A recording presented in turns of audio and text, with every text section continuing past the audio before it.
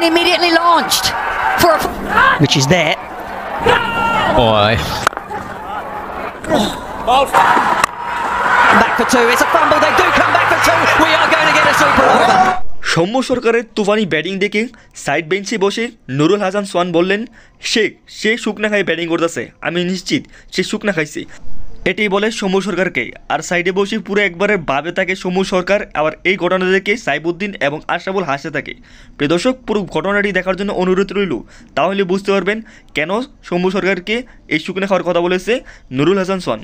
তার পাশাপাশি হারা ম্যাচকে ড্রয়ের মাধ্যমে সুপার ওভারে নিয়ে গেছেন রিশাদ হোসেন। প্রিয় দর্শক, ব্যাটিংয়ে তখন সৌম্য সরকার একের পর এক 4 ছক্কা মারছিলেন সৌম্য সরকার, যেন রেয়াই পারছিল না বলার। যেদিক দিয়ে বল আসছে ঠিক সেদিক দিয়েই ছক্কা মারছেন সৌম্য সরকার, বিশাল বড় বড়, যা দেখে অবাক হয়ে গেছে কোচ পর্যন্ত। হাততালি দিতে থাকে সকল রংপুর রাইডার্সের খেলোয়াড়রা, অবাক হয়ে যায় নুরুল হাসান সোহান। আর একের পর এক 4 ছক্কার সংখ্যা দিতে দিতে যেন আম্পায়ার কাইল হয়ে যায়। এরপরে যেন থামছিল না সৌম্যর তুফানি ব্যাটিং, একের পর এক 4 ছক্কা। একবার অবাক হয়ে যায় নুরুল হাসান সোহান। আর সৌম্য সরকারকে লক্ষ্য করে নুরুল হাসান সোহান হাত বাড়িয়ে বলে, সে শুকনা খাইছে, আমি নিশ্চিত সে শুকনা খাইছে, যেভাবে পিটেতেছে অবশ্যই সে শুকনা খাইছে। আর এর পরবর্তীতে হারা ম্যাচকে ড্র করে একবার সুপার ওভারে নিয়ে যান রিশাদ হোসাইন।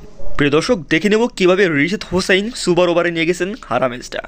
ডাইরেক্ট একটি রান নিয়ে নেন, আর যে রানের মাধ্যমে 2টি রান হয়ে যায়, অসাধারণ স্পিডে সেই রানটি নেন। আর এতেই হারা ম্যাচকে একবারে ড্র করে সুপার ওভারে নিয়ে যান, অবাক হয়ে যায় সবাই। সুপার ওভারের মধ্যে রংপুর রাইডার্স 13 রানে টার্গেট দিলে সেটিকে পার করে ফেলে বিপক্ষ দলের খেলোয়াড়, আর রংপুর রাইডার্স এর মাধ্যমে হার এটি নিশ্চিত করে। প্রিয় দর্শক, চ্যানেলটিতে নতুন হলে প্লিজ সাবস্ক্রাইব করে আমার পাশে থাকবেন। সবাই ভালো থাকবেন, সুস্থ থাকবেন।